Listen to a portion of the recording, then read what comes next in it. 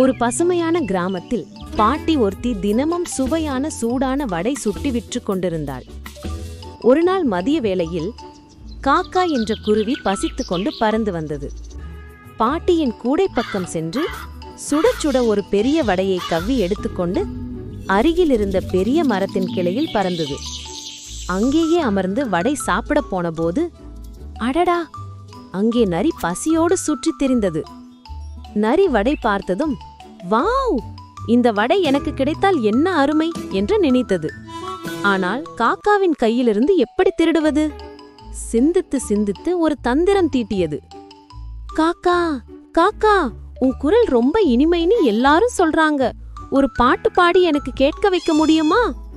பெருமையாக ஆன காக்கா கா கா என்று பெரிய சத்தமிட்டது.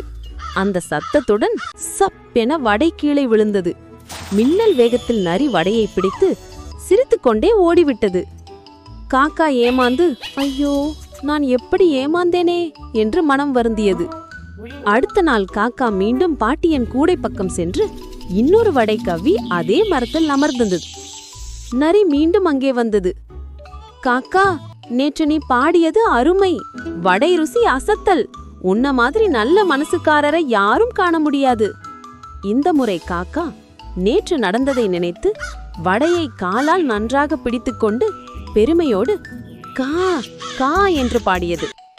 வடையை இறுக்கமாக பிடித்ததால் அது விழவில்லை. நரி முகம் சுளித்து, ஐயோ, இந்த முறை காக்கா ஏமாறவில்லை என்று மனம் குழம்பியது. காக்கா சிரித்துக்கொண்டு, நான் என் தவறிலிருந்து கற்றுக்கொண்டேன் என்று மகிழ்ச்சியோடு வடை சாப்பிட்டது. ஒரு தவறை ஒரு முறை செய்தாலும் அதிலிருந்து கற்றுக்கொண்டால் அதை மீண்டும் யாரும் பயன்படுத்த முடியாது.